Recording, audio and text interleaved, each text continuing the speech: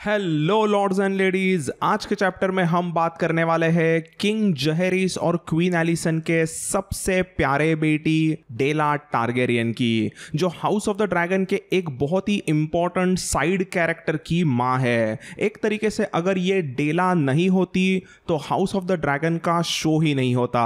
तो वो किस इंपॉर्टेंट साइड कैरेक्टर की माँ है, उसकी पूरी कहानी आज के इस चैप्टर में हम अच्छी तरीके से जानेंगे। तो इस डेला टारगेरियन के पूरे चैप्टर में हम किंग जहेरिस और क्वीन एलिसन के समझदार बेटी मिजेल और उनके सबसे पढ़ाकू बेटे वेगॉन की भी थोड़ी बहुत जानकारी लेंगे, क्योंकि वो दोनों भी डेला के कहानी के लिए बहुत ही ज्यादा इंपॉर्टेंट है। तो दोस्तों, डेला, मिजेल और वेगॉन में सबसे बड़ी मिजेल थी, जिसका जन्म 62 एसी में हुआ था। मिजेल के जन्म के बाद में बैक टू बैक ईयर्स यानी कि 63 एसी में वेगॉन और 64 एसी में डेला बॉर्न हुई थी। अभी मिजेल, वेगॉन और डेला ये तीनों भी एकदम बैक टू बैक ईयर्स ऐसे पैदा हुए थे, बट इन तीनों की भी पर्सनैलिटीज एकदम ही डिफरेंट रही थी और इन तीनों की पर्सनैलिटीज काफी यूनिक थी। सबसे पहले हम इन तीनों में से सबसे बड़े मिजेल की बात करते हैं। तो बचपन से ही इस मिजेल को क्वीन एलिसन और अलग अलग सेप्टाज से बहुत ही मस्त मस्त 7 पॉइंटेड स्टार की कहानियां सुनने में बहुत मजा आता। सिर्फ 4 साल की उम्र में ही मिजेल को बहुत ही अच्छी तरीके से पढ़ना आने लगा था और यही कुछ 7 साल की उम्र तक वो ऐसी मैच्योर बातें करती कि मानो मिजेल कोई बच्ची नहीं है बट एक 40 साल की आंटी हो। मिजेल बचपन से ही बहुत ही मैच्योर रही थी और उसे 7 पॉइंटेड स्टार की बुक पढ़ने में बहुत ही मजा आता। बचपन में इस मिजेल को अपने ब्रदर्स एंड सिस्टर्स और बाकी प्रिंस और प्रिंसेसेस के साथ खेलने से ज्यादा सेप्ट में टाइम स्पेंड करना ज्यादा पसंद था। उसे हमेशा से ही 7 गॉड्स की प्रेयर्स वगैरह बोलने में बहुत ही मजा आता। अभी बचपन में तो सभी बच्चे अपने एक जैसे उम्र के अलग बच्चों के साथ में खेलते रहते थे, बट ये मिजेल खास करके वेस्टेरोस के secret master of coin Florence Fossoway से एकदम चिपक के रहती। फ्लोरेंस फॉसोवे इस मिजेल को तो बचपन से ही फाइनेंस की अलग अलग चीजें सिखाते आती थी। तो आप अभी समझ ही सकते होंगे कि मिजेल कैसी थोड़ी सी डिफरेंट बचपन से ही एक लड़की रही थी। सो ऐसे ही कुछ बचपन गुजरने के बाद में यही कुछ 11 साल की उम्र तक राजा रानी को पता चल गया था कि ये मिजेल को प्रिंसेस बनने में कोई भी दिलचस्पी नहीं है, इसीलिए उन्होंने मिजेल को ओल्ड टाउन में भेजना डिसाइड किया। सो अगर आपको याद हो तो 73 एसी का जब साल आता है तभी इस साल रेना टारगेरियन की मौत हुई थी और उसके बाद में एक बहुत ही बड़ा टारगेरियन का रियूनियन हुआ था। सो इस तरीके से यही कुछ 11 साल मिजेल का बचपन गुजरा था और फिर इवेंचुअली 73 एसी में हैरेनहाल से न्यूज आती है कि रेना टारगेरियन की मौत हो गई है और इसीलिए किंग जहेरिस और क्वीन एलिसन एक बहुत ही बड़ा फंक्शन रखते हैं जिसमें कई सारे बड़े बड़े लॉर्ड्स को बुलाया जाता है और एक तरीके से ये एक बहुत ही इमोशनल टारगेरियन रियूनियन होता है। इस टारगेरियन के रियूनियन में रेला टारगेरियन भी किंग्स लैंडिंग में ओल्ड टाउन से आई थी। तो अगर आपको याद हो तो रेला टारगेरियन रेना की वो बेटी थी जो कई सालों से ओल्ड टाउन में अच्छे से रह रही थी। तो क्वीन एलिसन ने रेला का बहुत ही अच्छी तरीके से किंग्स लैंडिंग में वापस स्वागत किया था और जब यह फंक्शन वगैरह खत्म होने के बाद में रेला वापस ओल्ड टाउन जाने निकलती है तभी क्वीन एलिसन और किंग जहेरिस अपने 11 साल के बेटी मिजेल को भी रेला के साथ में ओल्ड टाउन में भेजते हैं। सो इसके बाद में ओल्ड टाउन में मिजेल सेप्टा बनने के लिए बहुत ही अच्छी मेहनत करती है और फेथ ऑफ द 7 की बहुत ही अच्छी तरीके से सेवा शुरू करती है। सो अभी इस होने वाले सेप्टा मिजेल के बाद में हम बात करते हैं वेगॉन की। तो अभी ये वेगॉन भी वैसे देखा जाए तो थोड़ा मिजेल के तरह ही था। वो भी बचपन से ही एक्सट्रीमली स्मार्ट बंदा रहा था और सिर्फ 5 साल की उम्र में ही वो लिटरली पढ़ने लिखने लग गया था। उसे बचपन से ही पढ़ाई और लिखने वगैरह में बहुत ही ज्यादा दिलचस्पी थी, बट उसे मिजेल के तरह फेद वगैरह के बुक्स में ज्यादा दिलचस्पी नहीं थी। उसे किंग्स लैंडिंग के लाइब्रेरी की मेस्टर्स की वगैरह किताब पढ़ने में बहुत ही मजा आता। अब हमेशा से मिजेल भी वैसे थोड़ी सी बुकिश चाइल्ड थी, उसे पढ़ाई वगैरह करने में बहुत ही अच्छा लगता, बट वो हमेशा से ही सभी से अच्छी तरीके से बातें करती और सभी को बहुत ही रिस्पेक्टफुली ट्रीट करती। बट दूसरे तरफ ये एकदम ब्राइट और क्लेवर वेगॉन बचपन से ही थोड़ा सा अजीब था। इस वेगॉन के पास में बचपन से ही बिल्कुल भी सोशल स्किल्स नहीं थे। उसे किसी भी छोटे प्रिंस या प्रिंसेस के साथ में बराबर से बात ही करने नहीं होती। उसका बिहेवियर हमेशा से ही बचपन से एकदम कोल्ड और वियर्ड रहा था और उसी वजह से बाकी उसके सभी भाई बहन और बाकी के कई सारे दरबार के प्रिंस और प्रिंसेसेस इस वेगॉन को बहुत हेट करते हैं। अब किंग जहेरिस तो हमेशा से ही चाहता था कि वेगॉन उसके दो बड़े भाई यानी एमोन और बेलोन के तरह ही एक तगड़ा वॉरियर बने और इवेंचुअली एक अच्छा ड्रैगन राइडर बने। इसीलिए किंग जहेरिस वेगॉन को एक अच्छा तगड़ा वॉरियर बनने के लिए हमेशा यार्ड में ट्रेनिंग करने के लिए भेजता और वहां पर उसने खास करके अपने बेटे बेलोन को कह दिया कि तुम इस वेगॉन को अच्छे से ट्रेनिंग देना और एकदम अच्छी तरीके से एक अच्छा वॉरियर बनाना।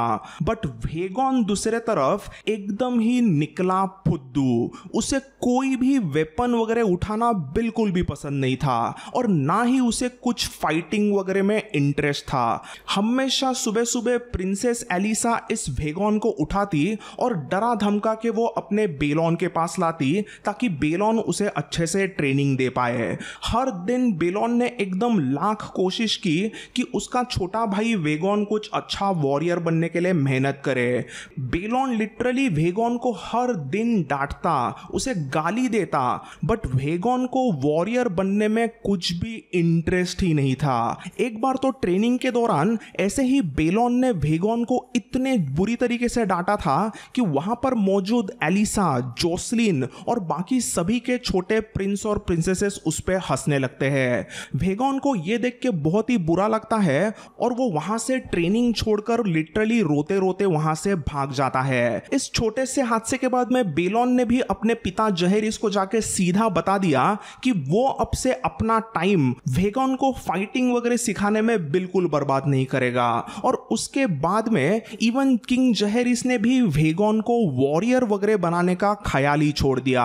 अभी यूजुअली वेस्टेरोस के सभी बच्चों के आइडॉल्स हमेशा से ही नाइट्स रहे थे, बट यहां पर साक्षात किंग्सगार्ड जैसे तगड़े नाइट सामने होने के बावजूद इस वेगॉन को फाइटिंग वगैरह में कोई भी दिलचस्पी नहीं थी। उसे यार्ड में ट्रेनिंग से ज्यादा उसे अपनी लाइब्रेरी प्यारी थी। तो दोस्तों इस तरीके से वेगॉन बचपन से ही थोड़ा सा वियर्ड रहा था और उसका यह एक तरीके से छोटा सा इंट्रोडक्शन रहा। Now we will get back to Vaegon in this video later on, but अभी के लिए let's move our attention to Daella. तो दोस्तों ये डेला टारगेरियन किंग जहेरिस और क्वीन एलिसन की इजीली सबसे क्यूटेस्ट बेटी रही थी। बचपन से ही डेला हमेशा अपने मां को लिटरली चिपक के रहती। क्वीन एलिसन को भी पता था कि इस डेला को अपने सभी बच्चों में से सबसे ज्यादा अटेंशन देना जरूरी है, क्योंकि डेला का अपने मां एलिसन के साथ में एक बहुत ही अच्छा, बहुत ही प्यारा इमोशनल कनेक्शन था जो बाकी सभी चिल्ड्रन में सबसे ज्यादा था। क्वीन एलिसन हमेशा अपने क्यूटेस्ट बेटी लाडले डेला को अपने करीब रखती और वो उसे हमेशा कहती कि she is my little flower. तो बचपन से ही डेला को लिटिल फ्लावर कहना एलिसन को बहुत पसंद था, क्योंकि बचपन से ही ये डेला बहुत ही डेलिकेट और एकदम ही शाय किस्म की बंदी रही थी। अब बचपन में कई सारे लड़के लड़कियां थोड़े बहुत शाय होते हैं, उन्हें बाकी लोगों में मिक्स वगैरह होना इतना पसंद नहीं होता। एक तरीके से वो दुनिया से थोड़ा सा डर के वगैरह रहते हैं, ऐसा जरूर होता है। बट डेला टारगेरियन मतलब इस मामले में कुछ बहुत ही ज्यादा डरपोक और शर्मिली थी। कहते हैं डेला टारगेरियन के बर्थ के बाद में ऑलमोस्ट 2 सालों तक उसने एक वर्ड भी नहीं बोला था, जिसके कारण बेचारे राजा रानी टेंशन में आ गए थे कि कहीं हमारी बेटी गूंगी तो नहीं। बट इवेंचुअली यही कुछ 2.5 साल के बाद में डेला थोड़ा बहुत बोलने लगती है और सबको पता चलता है कि डेला गूंगी नहीं है। जैसे जैसे डेला यही कुछ 5 साल के वगैरह होती है तो डेला की एक्चुअली वॉइस बहुत ही स्वीट थी। तो एक बार ऐसे ही किंग्स लैंडिंग को विजिट करने वाले एक प्रिंस ने कह दिया कि डेला बेटी तुम हमारे लिए एक गाना गा के तो दिखाओ। तो जैसे ही डेला ने यह सुना तो वो वहीं पे रोने लगती है और सीधा भाग के अपने माँ के पास जाती है। डेला बचपन से ही ऐसे बहुत ही ज्यादा डरपोक होने लगी थी और और वो खास करके लड़कों से और उससे भी ज्यादा एनिमल से बहुत ही ज्यादा डरती। अभी आपको तो पता होगा कि इस समय किंग्स लैंडिंग में ढेर सारे ड्रैगन्स यहां वहां मंडरा रहे थे। ड्रैगन पीट में से हमेशा ड्रैगन की कुछ ना कुछ चीखें रेड कीप में सुनाई देती, बट जैसे ही कोई ड्रैगन चीखता चिल्लाता था तो वो सुन के डेला रेड कीप में रोने लगती। एक बार दरबार में ऐसे ही समर आइलैंड से कुछ लोग आए थे जो कि बहुत ही काले और एकदम मैसिव ऐसे ह्यूज हट्टे कट्टे बंदे थे। ऐसे अलग लोगों को देखकर दरबार में ही डेला रोने लगती है। अभी डेला का ये हमेशा से ही थोड़ा बहुत जो अजीब सा डरपोक वाला रोतलू बिहेवियर था वो देख के तो सभी बाकी के बच्चे उसका हमेशा मजाक उड़ाते। खास करके डेला अपने बड़े बहन एलिसा से बेहद डरती क्योंकि उसकी दो अलग अलग कलर की आंखें थी। डेला अपने बड़े बहन एलिसा की दो अलग आंखें देख के ही डर जाती। उसे ऐसा लगता कि अपनी बड़ी बहन एलिसा मतलब कोई चुड़ैल है, बट ये तो कुछ भी नहीं। डेला की छोटी बहन सेरा तो डेला का अलग लेवल पर मजाक उड़ाती। अब सेरा तो बचपन से ही एक अलग ही शैतानी किस्म की बंदी रही थी, तो एक बार इस 7 साल के शैतानी सेरा ने अपने बड़े बहना डेला के कमरे में कई सारी बिल्लियों को छोड़ दिया। नॉटी सेरा तो हमेशा ही अपने बड़े बहन डेला को सताते रही। अभी ये सेरा हो या फिर बड़ी बहन एलिसा हो, वो दोनों भी हमेशा से ही डेला को रुलाते आए, बट इन सभी में मां एलिसन के साथ साथ मेजेल ही डेला की एक गाइडिंग स्टार रही थी। हमने देखा कि कैसे डेला बहुत ही अलग अलग चीजों से डरती और उसे जिंदगी में कई सारे बचपन से ही प्रॉब्लम फेस करने पड़ते हैं, बट इन सभी चीजों में से डेला को सबसे ज्यादा अगर कोई संभालता था तो वो थी मेजेल। सेरा हमेशा डेला को सताती, तो एक बार मेजेल ने सेरा को इस तरीके से डांटा था कि मेजेल के डर से सेरा ने वापस कभी भी डेला को तंग नहीं किया। सो एक तरीके से डेला के लिए मेजेल ही एक सहारा थी। अभी दूसरी तरफ अगर हम राजा रानी की बात करते हैं तो डेला के बचपन से ही राजा रानी को ऐसा लगा था कि उनकी प्यारी बेटी डेला और उनका पढ़ाकू बेटा वेगोन ये दोनों आगे जाके एक दूसरे के साथ में शादी करेंगे। सो इसीलिए किंग जहेरिस और क्वीन एलिसन ने वेगोन और डेला के बीच में बचपन से ही अच्छी दोस्ती हो, उनके बीच में एक अच्छे से कनेक्शन डेवलप हो, इसके लिए बहुत ही कोशिश की, बट वो दोनों भी एक दूसरे में बिल्कुल भी इंटरेस्टेड नहीं थे।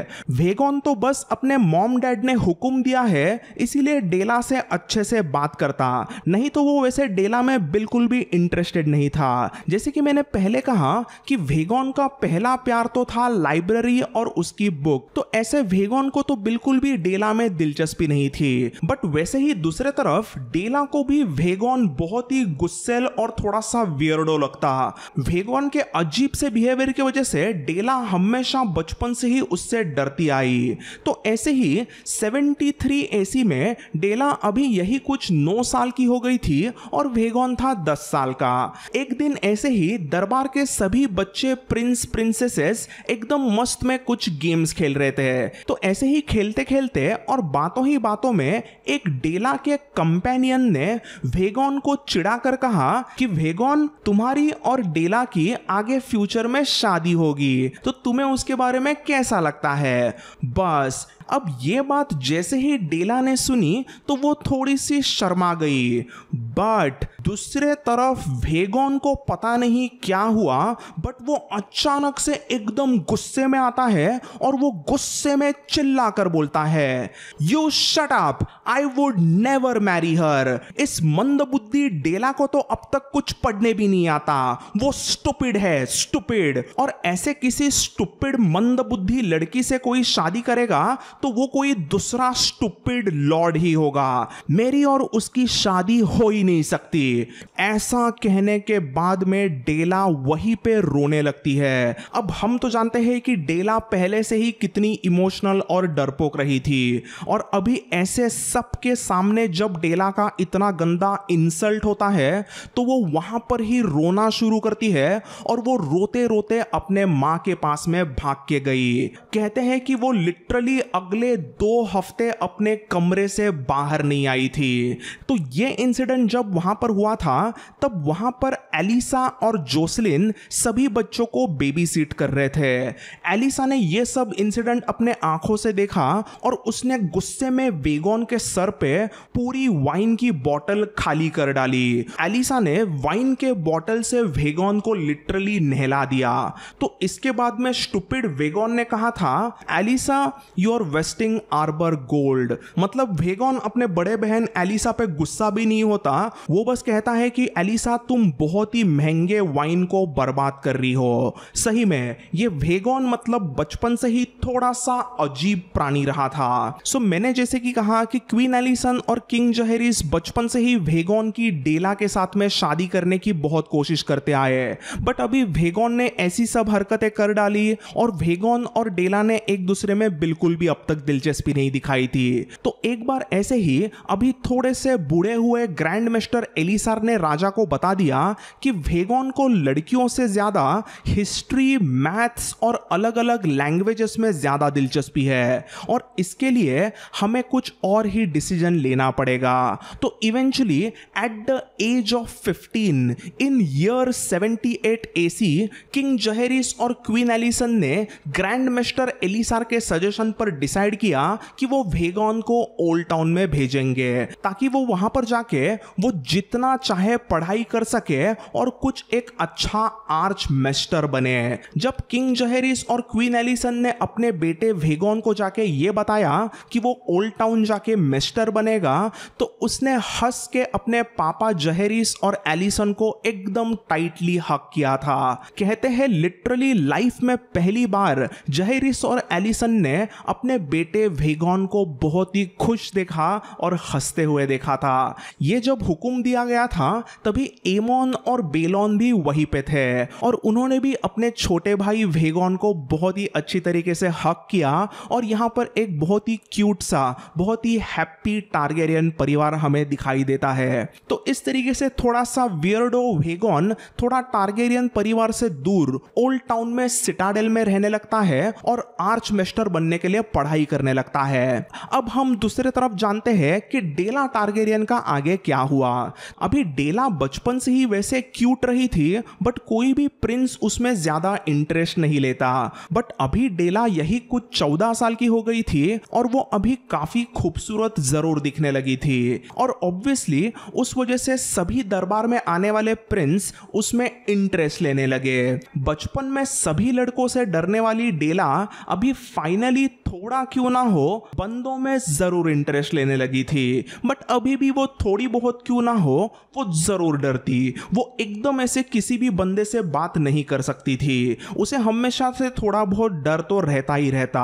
तो एक बार ऐसे ही जहेरिस ने एलिसन को कह दिया कि तुमने आज तक जिंदगी में कई सारे अलग अलग प्रिंस और प्रिंसेसेस की शादी करवाई, तो अभी तुम ही अपने डेला के लिए कोई एक अच्छा लड़का ढूंढो और उसकी शादी करवा दो। सो जहेरिस के कहने पर एलिसन ने अपने बेटी डेला के लिए एक हस्बैंड सर्च शुरू कर दिया। एलिसन ने वेस्टरोस के सभी एलिजिबल बैचलर्स की एक अच्छे से लिस्ट बनाई और उन सभी में सबसे पहले एलिसन ने डेला का मीटिंग फिक्स कराया वेस्टरोस के सबसे famous and most eligible bachelor Corlys Velaryon से। तो क्वीन एलिसन अपने बेटी डेला को लेके ड्रिफ्टमार्क जाती है ताकि कॉर्लिस और डेला के बीच में कुछ मुलाकात हो सके और उनका कुछ कनेक्शन होके वो शादी कर पाए। तो young and dashing Corlys Valerian ने डेला और एलिसन टारगेरियन का अपने आइलैंड ड्रिफ्टमार्क पर बहुत ही अच्छी तरीके से धूमधाम से स्वागत किया था। डेला यही कुछ 1-2 दिन वहां पे रहती है और थोड़ी सी जैसे ही सेटल वहां पे होती है तो बैडएस कॉर्लिस वेलेरियन डेला को फ्लर्ट करने की कोशिश करने लगता है। अभी अपना कॉर्लिस भाई तो वैसे शिप का एकदम ही बैडएस कैप्टन रहा, बट वो भी थोड़ा सा लड़कियों के मामले में कच्चा ही था। पता नहीं कॉर्लिस ने क्या अजीबोगरीब तरीके से डेला के साथ में फ्लर्ट किया कि डेला तो उससे बेचारी डरी गई। पता नहीं एग्जैक्टली क्या हुआ था, बट डेला लिटरली भाग के क्वीन एलिसन के पास आती है और कहती है कि वो वहां से अभी के अभी किंग्स लैंडिंग जाना चाहती है। तो इस तरीके से डेला और कॉर्लिस का रिश्ता फेल होता है और एलिसन अपने बेटी डेला को लेके किंग्स लैंडिंग लौट आती है। फिर इस हादसे के बाद में एलिसन ने वेस्टेरोस के कई सारे अलग अलग हैंडसम प्रिंस को किंग्स लैंडिंग में बुलाया ताकि वो डेला को इंप्रेस करने की कोशिश कर सके।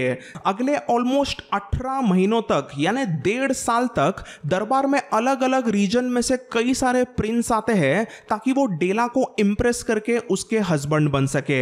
कई लोगों ने डेला को एकदम ही इंप्रेस करने की कोशिश की और उसके साथ एकदम ही अच्छे से कनेक्शन करने की कोशिश की। तो अगर मैं आपको साफ साफ बताऊं तो यही कुछ 1.5 साल जो चला था वो एक तरीके से डेला का स्वयंवर था। ये एक तरीके से डेला का द बैचलरेट सीरीज का एपिसोड था।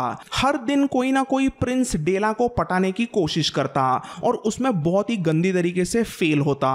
तो एक बार ऐसे ही किसी प्रिंस ने डेला को थोड़ा सा ज्यादा वाइन वगैरह पिला दिया और उसके साथ थोड़ी सी बदतमीजी करने की कोशिश की। तो डेला ने सभी के सामने उसके कान के नीचे एक जोर से चमाट दे दिया था। फिर ऐसे ही एक बार दूसरे एक हट्टे कट्टे प्रिंस ने डेला को सीधा पकड़कर किस ही कर दिया। तो इसके बाद में एलिसा और बेलोन ने उस बंदे को बहुत ही गंदी तरीके से पीटा था। तो ऐसे जब इंसिडेंट होने लगे तो बाकी के भी सभी प्रिंस को लगने लगा कि इस लड़की को पटाए तो कैसे पटाए, और इसीलिए सभी प्रिंस डर के किंग्स लैंडिंग में से अपने अपने कैसल पर वापस लौट जाते हैं। सो ऐसे ही वक्त गुजरता है और 78 एसी में लॉर्ड ब्लैकवुड का रेवेंट्री हॉल से एक न्योता आता है जो कि एक छोटे से फंक्शन के लिए रहता है, और इस फंक्शन के लिए किंग्स लैंडिंग के दरबार की सभी औरतें जाती है, including queen Alysanne, Jocelyn, Alyssa and Daella. Raventree Hall का हाउस ब्लैकवुड इन सभी टारगेरियन लेडीज का एकदम अच्छी तरीके से स्वागत करता है, और यहीं पर मुलाकात होती है रेवेंट्री हॉल के लॉर्ड ब्लैकवुड के बड़े बेटे हैंडसम प्रिंस रॉयस ब्लैकवुड से। डेला और रॉयस ब्लैकवुड एक दूसरे से अच्छी तरीके से बातें करने लगते हैं और धीरे धीरे उनके बीच में बहुत ही प्यारा कनेक्शन होता है। ऐसा लगता है कि मानो डेला फाइनली किसी लड़के से अच्छे से इंप्रेस हुई है, एंड फाइनली डेला एक मोमेंट पर इस बंदे को अच्छे से किस भी करती है। रेवेंट्री हॉल का ये फंक्शन यही कुछ 10 दिनों तक चलता है, और इन 10 दिनों में ही कुछ ऐसा हो जाता है कि डेला इस रॉयस ब्लैकवुड से शादी करने के लिए रेडी होती है। बट जैसे ही बातें थोड़ी सी एडवांस स्टेजेस में होती है और उन दोनों की शादी होने का पूरा प्लानिंग होने ही वाला था, तभी डेला को पता चलता है कि उनकी शादी हाउस ब्लैकवुड के ओल्ड गॉड्स के सामने होगी, यानी कि वेयरवुड ट्रीज के सामने होगी और एकदम ओल्ड गॉड्स के रीति रिवाज के अनुसार होगी। और जैसे ही ये डेला सुनती है तो वो एकदम ही शॉक्ड होकर लिटरली सभी के सामने उस शादी को ठुकरा देती है। तो इस डेला के लिए उसके खुद के खुशी से ज्यादा उसको उसके 7 भगवान ज्यादा प्यारे थे। तो अभी इसके बारे में क्या ही करे, रिलीजन के वजह से डेला की यहां पर शादी नहीं हो पाती। तो इवेंचुअली ऐसे ही टाइम निकल जाता है और अभी 80 एसी का साल आया था। डेला अभी यही कुछ 16 ईयर ओल्ड हुई थी, और जहेरिस को डेला को अपने घर में रखने से पता नहीं क्या प्रॉब्लम था। वो चाहता था कि डेला की शादी जल्द से जल्द की जाए। तो इसीलिए एक बार किंग जहेरिस गुस्से में क्वीन एलिसन पर चिल्लाता है कि तुमने आज तक इतनी शादियां वेस्टेरोस में की, तुमने अपने कई दोस्तों की और कई सारे अलग अलग प्रिंस और प्रिंसेसेस की शादी एकदम अच्छी तरीके से धूमधाम से कर डाली, बट तुम्हें अपने बेटी के लिए एक हस्बैंड ढूंढने नहीं हो पा रहा है। What is this Alysanne? अपने बेटी की तुम्हें जल्द से जल्द शादी इस साल करवानी ही होगी। अगर तुम अपने बेटी डेला की शादी इस साल नहीं कर पाती तो मैं उसे सीधा ओल्ड टाउन में सेप्टा बनने के लिए भेज दूंगा। अभी क्वीन एलिसन को अपने हस्बैंड का यह बिहेवियर बिल्कुल भी पसंद नहीं आया था, बट उसने अपने हस्बैंड को प्रॉमिस किया कि वो अपने बेटी डेला की शादी इस साल जरूर करवाएगी। सो इवेंचुअली एलिसन ने अपने बेटी डेला के साथ में एक अच्छे से मीटिंग की और उसे फाइनल 3 ऑप्शंस उसके सामने दे दिए। सबसे पहला ऑप्शन था lord of Stormlands Boremund Baratheon. Second was Tymond Lannister जो कि heir to the Casterly Rock था। And third was a surprising candidate Rodrik Arryn of the Vale जो इस समय स्मॉल काउंसिल में मास्टर ऑफ लॉज भी था। तो डेला को इन तीनों से मिलना था और उसे इवेंचुअली डिसाइड करना था कि वो शादी किससे करेगी।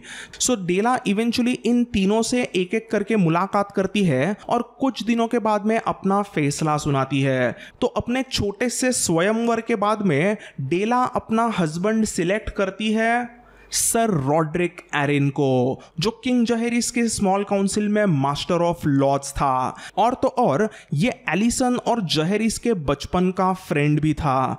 अभी आप सोचते होंगे कि ये भाई साहब सर रॉड्रिक एरिन एलिसन और जहेरिस का बचपन का दोस्त था तो अभी उसकी उम्र क्या होगी। तो एक्चुअली ये रॉड्रिक एरिन डेला से 22 साल से बड़ा था और 4 बच्चों का वो पहले से ही बाप था। इसीलिए मैंने कहा था कि डेला का ये सिलेक्शन बहुत ही शॉकिंग रहा था। तो डेला ने अपने मां एलिसन को बताया था कि उसने सर रॉड्रिक को अपना हस्बैंड इसलिए सिलेक्ट किया था क्योंकि he is kind and wise just like my father. तो डेला को ऐसा लगा था कि सर रॉड्रिक उसके पिता जहेरिस के तरह ही थोड़े से अच्छे वाइज और एकदम ही अच्छे काइंड बंदे थे और इसीलिए उसने रॉड्रिक एरिन के साथ में शादी करने का डिसीजन लिया। अभी ये शादी वैसे थोड़ी सी फनी थी क्योंकि डेला को भीड़ से बहुत डर लगता, इसीलिए ये वाली शादी कोई बहुत बड़ा फंक्शन नहीं था। इस शादी को एक छोटे से ही फंक्शन में रखा गया था। तो इवेंचुअली सर रॉड्रिक डेला टारगेरियन को ईरी लेके जाते हैं और जाते जाते उन्होंने मास्टर ऑफ लॉज का इस्तीफा दे दिया। तो किंग जहेरिस ने उनका रेजिग्नेशन एक्सेप्ट कर लिया और उन्हीं के रिप्लेसमेंट में किंग जहेरिस ने अपने बड़े बेटे एमोन को रख लिया था। सो ईरी के कैसल में आने के बाद में डेला की मुलाकात होती है सर रॉड्रिक के 4 बेटियों के साथ में। सर रॉड्रिक की सबसे बड़ी बेटी एलिस तो डेला से भी 3 साल से बड़ी थी। डेला और इस एलिस में थोड़े से शुरुआत में जरूर प्रॉब्लम्स रहे थे बट डेला की सर रॉड्रिक के बाकी 3 बच्चियों के साथ में बहुत ही अच्छी तरीके से फ्रेंडशिप होती है। खास करके डेला की सर रॉड्रिक के दूसरे एक बेटी अमांडा एरिन के साथ में बहुत ही अच्छी फ्रेंडशिप होती है। तो इसी तरीके से डेला अभी ईरी में रहने लगती है और अगले 2 सालों तक डेला अपने मां क्वीन एलिसन को लिटरली हर महीने कुछ ना कुछ लेटर वगैरह लिखती थी और उसमें वो बताती थी कि वो कितनी ईरी में खुश है। सो एक्चुअली डेला को तो लिखना और पढ़ना तो अभी भी नहीं आता था तो इसीलिए ये लेटर वगैरह लिखने में और लेटर को भेजने में अमांडा उसे बहुत ही अच्छी तरीके से मदद करती। हमेशा इन लेटर्स के वर्ड्स होते थे डेला के बट लिखने में उसे मदद करती Amanda. So usually in letters में डेला अपने मां को बताती थी कि ईरी में उसे कितना मजा आ रहा है। डेला ने अपने मां को बताया कि सर रॉड्रिक उसे हमेशा से ही माय प्रीशियस लिटिल प्रिंसेस कहते हैं और वो भी अभी धीरे धीरे उनसे प्यार करने लगी है। ये सभी लेटर्स पढ़ के क्वीन एलिसन बेहद खुश होती क्योंकि डेला तो उसकी हमेशा से ही बहुत ही प्यारी लाडली बेटी रही थी। सो डेला के शादी के बाद में ऐसे ही 2 साल चले जाते हैं और एक दिन ऐसे ही किंग्स लैंडिंग में क्वीन एलिसन के लिए डेला का एक रेवन आता है जिसमें बस लिखा था mother I am with child please come. मुझे बहुत डर लग रहा है। अपनी लाडली बेटी डेला प्रेग्नेंट है और वो एकदम इस समय पर डरी हुई है। ये पता चलते ही क्वीन एलिसन भागकर सिल्वर विंग पर बैठती है और वो उसी दिन शाम को ईरी पहुंचती है। 82 एसी के इस साल में क्वीन एलिसन ऑलमोस्ट 3 महीनों तक ईरी में रहती है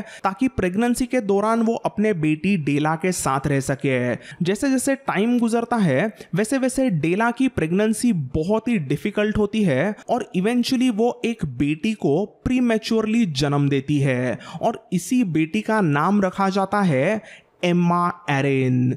यस, ये वही एमा है जो आगे जाकर रहेनिरा टारगेरियन की मां बनी, and that's how Daella Targaryen indirectly House of the Dragon से कनेक्टेड है, क्योंकि डेला टारगेरियन यानी हाउस ऑफ द ड्रैगन के रहेनिरा की नानी है। तो दोस्तों डेला 82 एसी के एंड में अपने बेटी एमा को जन्म देती है और कुछ टाइम के लिए उसका प्रेगनेंसी वैसे ठीक चल रहा है ऐसा लग रहा था, बट एमा को जन्म देने के बाद में डेला को एक पोस्ट प्रेगनेंसी फीवर आता है। वहां पर ईरी में अलग अलग मेस्टर्स ने लाख कोशिश की कि डेला का फीवर कम हो सके, बट डेला तो दिन ब दिन वीक हो रही थी और इवेंचुअली एक दिन उसने अपना दम तोड़ दिया। जब डेला ने अपनी आखिरी सांसें ली तभी वो सिर्फ 18 साल की थी। जैसे ही अपने लाडले बेटी डेला की मौत होती है तो क्वीन एलिसन गुस्से में जोर से ईरी में चिल्लाती है। कहते हैं सैड कंडीशन में गुस्से में क्वीन एलिसन इतने जोर से चिल्लाती है कि उसकी आवाज पूरे वेल के वादियों में गूंज उठती है। क्वीन एलिसन वहां पर उस दिन फूट फूट के रोती है, उससे डेला की मौत सहन ही नहीं होती। कहते हैं कि क्वीन एलिसन खुद अपने बेटी के मौत के बाद में बहुत ही बुरी तरीके से बीमार होती है और इवेंचुअली किंग जहेरिस उसे ईरी में मिलने आता है और उसी के बाद में वो थोड़ी सी ठीक होती है और राजा रानी वापस किंग्स लैंडिंग आते हैं। किंग्स लैंडिंग में आने के बाद में यही कुछ थोड़ा बहुत टाइम चला जाता है और एक दिन ऐसे ही जहेरिस अपने प्यारे पत्नी एलिसन से मिलने आता है और यहां पर एलिसन ने सीधा चिल्लाकर जहेरिस को कहा, तुमने उसकी शादी क्यों करवाई? हमें बचपन से पता था कि हमारी प्यारी डेला कितनी डेलिकेट है, वो सबसे कितनी डरती थी। क्या हम दोनों उसके लिए काफी नहीं थे? उसके लिए हमें हस्बैंड ढूंढना ही था।